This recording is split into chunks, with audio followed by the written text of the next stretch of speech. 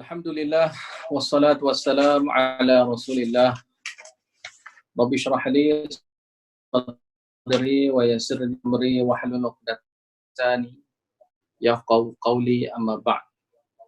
Hadis yang ke-185. An Anas ibn Malik radhiyallahu anhu qala kunna ma'a Rasulillah sallallahu alaihi wasallam fi safar. Faminna as-sha'im wa minna al-muftir. Qala fanazalna manzilan fi yawmin harin wa aktharuna zillan sahibul kisa wa minna man yattaqi syamsa biyadi. Daripada Anas bin Malik radhiyallahu anhu, berkatanya dia, kami bersama dengan Rasulullah sallallahu alaihi wasallam ketika masa musafir. Maka di kalangan kami ada yang puasa dan ada di kalangan kami yang tak puasa. Lalu kami berhenti di satu tempat pada satu hari yang sangat panas. Dan kebanyakan kami berteduh, iaitu sahibul kisa, orang yang ada selendang, yakni mereka berteduh dengan kain-kain selendang yang mereka ada. Inna man yattaqi syamsa biyadihi. Kalangan kami ada yang melindungi cahaya matahari dengan tangannya. Katanya Anas bin Malik, fasaqatas suwam. Lalu orang yang puasa rebah. Wa qamal muftiruna, dan berdiri orang yang tidak puasa. Fadarabul abniyah, lalu mereka itu membuat binaan, yakni binaan di sini binaan khemah. Wasaqau ar-rikaba, dan mereka itu memberi minum kepada unta-unta. Lalu Rasulullah SAW berkata, "Dhahabal muftiruna al-yawma bil ajri." Orang yang tidak puasa hari ini dapat ganjaran pahala. Datang hari ini dengan mendapat ganjaran pahala. Hadis ini nak beritahu bolehnya puasa, boleh juga tidak puasa ketika musafir. Kerana Nabi SAW memberi pengesahan tentang itu. Kerana Nabi SAW tidak mencela kedua-dua golongan ini. Dan hadis ini juga nak beritahu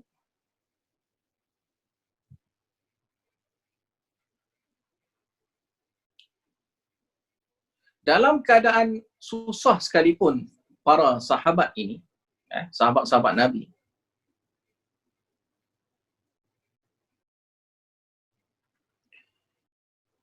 mereka sanggup berjihad fi sabilillah, mengorbankan diri mereka, mensediakan diri mereka untuk di jalan Allah Ta'ala. Dan hadis ini juga nak beritahu sesama orang yang beriman ini ada yang khidmat. Kelebihan orang yang khidmat kepada saudara dia yang lain dan juga ahli keluarganya.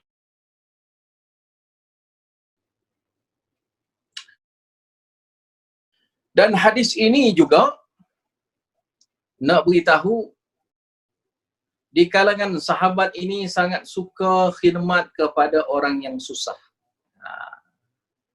Tanpa diminta, tanpa disuruh oleh Nabi SAW. Mereka bila tengok kesusahan yang melanda sahabat dia, saudara dia sendiri, maka dia pun tolong. Tanpa diminta.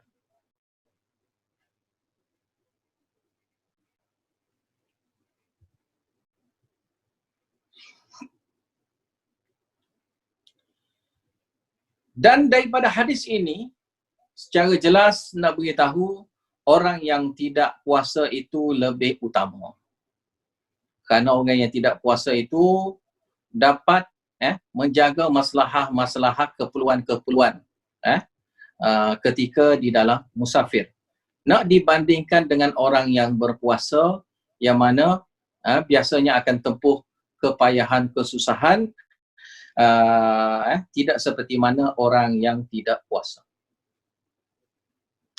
Dan hadis ini juga menganjur supaya kita ni beramal, buat amal dan tinggalkan kemalasan. Jadi hadis ini ajar kepada kita supaya rajin.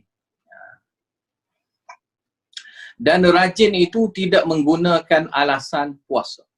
Tidak guna alasan puasa, ni puasa jadi tak boleh buat kerja, tidak. Teruskan buat.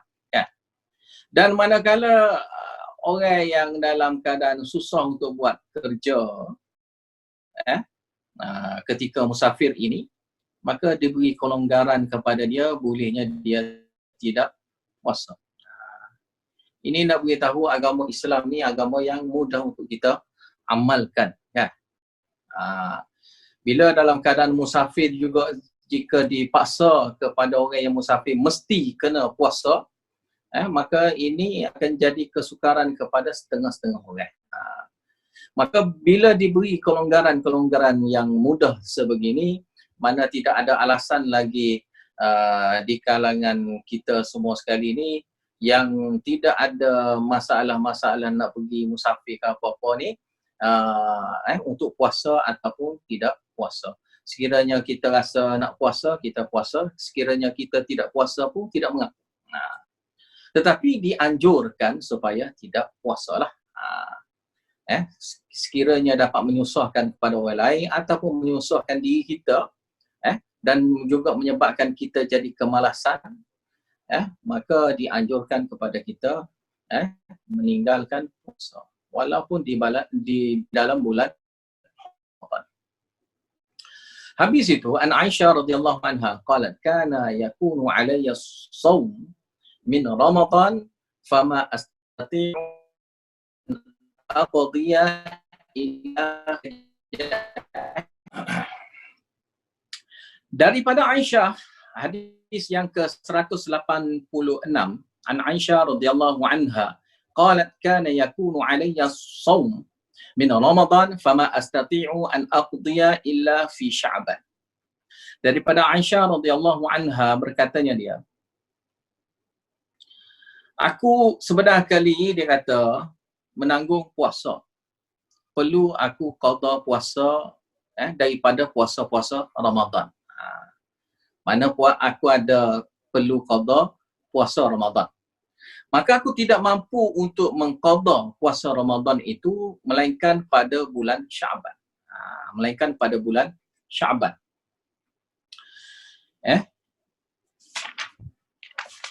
Ini kerana hadis sampai sekat itulah. Ini kerana dalam hadis lain pun ada beritahu kerana Aisyah cinta sangat kepada Nabi Muhammad SAW. Dia tidak suka puasa ketika mana Nabi SAW tak banyak berpuasa. Dia suka berpuasa bila Nabi SAW banyak berpuasa. Dan dalam riwayat, Nabi SAW banyak berpuasa pada bulan Sya'ban. Nabi berpuasa banyaknya dalam bulan Sya'ban. Maka Aisyah memilih waktu untuk qada puasa dia pada bulan Sya'ban. Kenapa? Kerana Aisyah radhiyallahu anha, isteri Nabi ni, dia banyak khidmat kepada Nabi SAW dan sifat beradabnya dia itu terhadap suami dia. Ini contoh teladan lah daripada cerita Aisyah ini. Satu orang isteri itu khidmat kepada suami dia dan memahami tanggungjawab suami. Mana peka kepada tanggungjawab suami, maka bila keadaan sukarnya untuk bersama dengan suami kerana puasa, maka ditangguhkan dahulu puasa itu. Dan tidak mengapa ditangguh pada bulan Sya'ban. Sebab bukan tercelanya mesti kena kita kena qada puasa pada bulan Syawal juga, tidak. Ataupun bulan-bulan seterusnya, tidak. Kewajipan kita tidak gitu, bahkan sampailah kepada bulan Syaban, dibenarkan kepada kita semua sekali untuk qada puasa yang itu. Jadi ini juga nak beritahu waktu yang paling akhir lah untuk qada adalah pada bulan Syaban.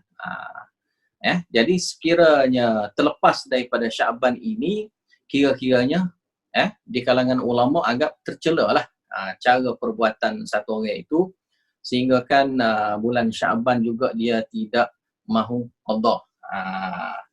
Mana kalau nak tangguh, biarlah paling kurang pun pada bulan Syaban dia tunaikan semua tanggungjawab dia melakukan qada puasa itu, puasa bulan Ramadan yang lepas. Kerana sekarang ini nak masuk bulan Ramadan yang baru. Maka dengan sebab itulah di kalangan ulama berpendapat mesti kena sampai pada bulan Syaban. Jadi faedah daripada hadis ini nak beritahu yang mula-mula sekali adalah boleh melewatkan qada Ramadan hingga ke Syaban, tetapi dengan syarat ada uzur. Mesti kena ada uzur lah. Yang keduanya, hadis ini nak beritahu afdal mensegerakan qada puasa pula, sekiranya tanpa uzur.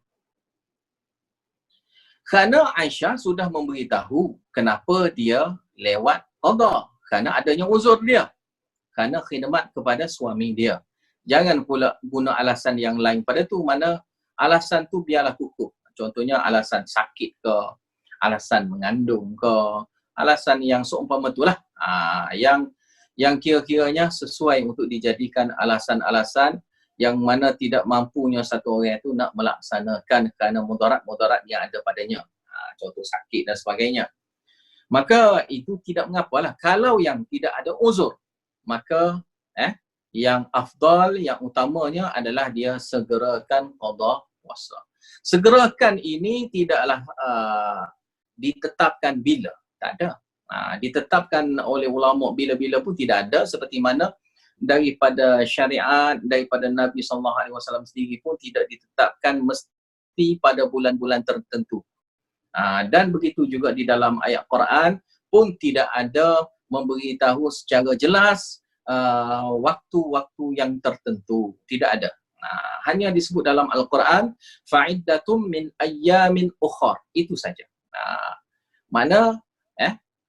Mana hari yang lain, min ayyamin ukhar, pada hari-hari yang lain, hari-hari yang lain saja. Tidak diberitahu hari apa hari lain, itu tidak disebut di dalam Al-Quran.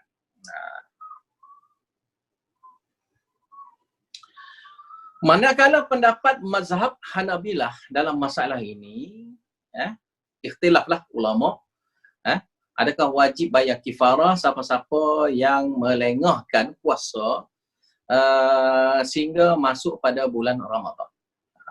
Adakah orang yang melengahkan puasa sehingga masuk pada bulan Ramadan pun masih lagi dia tak qada? Kalau mazhab Hanabilah berpendapat kata mesti kena bayar kifarah. Sekiranya dia melewatkan ganti puasa dia itu tanpa uzur. Manakala sekiranya berserta dengan uzur, tidak perlu membayar kifarah. Sebenarnya kali pendapat di kalangan ulama pun gitulah juga. Cuma kifarah sini atas dasar bayar sebagai kifarah seperti mana orang yang kena ganti puasa lah, fidyah lah dipanggil. Jadi cuma sini khilaf lah di kalangan ulama. Cuma ada yang lain kata tak ada bayar kifarah, tapi dia kena bertaubat. Dia kena bertaubat kerana dia sudah mentakhirkan, melewatkan puasa itu sehingga masuk pada bulan Ramadan yang baru pula. Maka yang seterusnya dia kena ganti balik tanpa bayar kifarah. Dan hadis ini juga nak beritahu eloknya sifat dan juga akhlak Aisyah radhiyallahu anha. Mudah-mudahannya kita semua sekali mendapat isteri-isteri yang seumpama dengan inilah. Yang mana Aisyah radhiyallahu anha ni banyak khidmat kepada suami dia, banyak membantu agama lah. Sebenarnya kali ini juga bentuk menjaga agama. Khidmat pada suami, yang mana suami khidmat untuk agama, itu juga adalah khidmat untuk agama juga. Yang mana sebelum pada hadis ni ada sebut tentang sifatnya sahabat yang khidmat kepada orang yang puasa kan. Maka sini pula khidmatnya Aisyah yang mana dia sanggup korbannya puasa kewajipan dia itu sehingga dia lewat qada puasa pada bulan Syaban, barulah dia qada puasa. Itu pun kenapa? Kerana Nabi SAW banyak puasa pada bulan Syaban. Maka sesuailah dia mengqada itu pada bulan Syaban.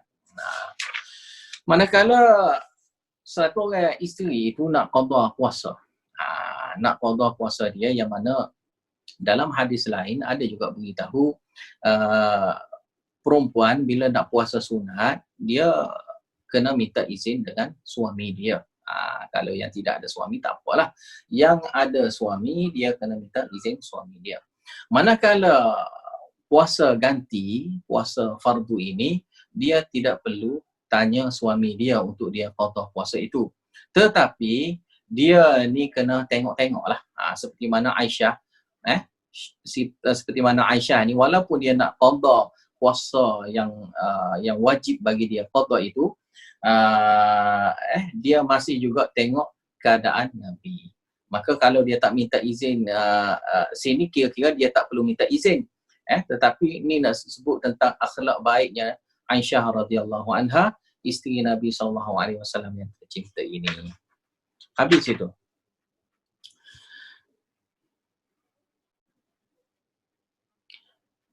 Yang ni kita masuk sekejap lagi.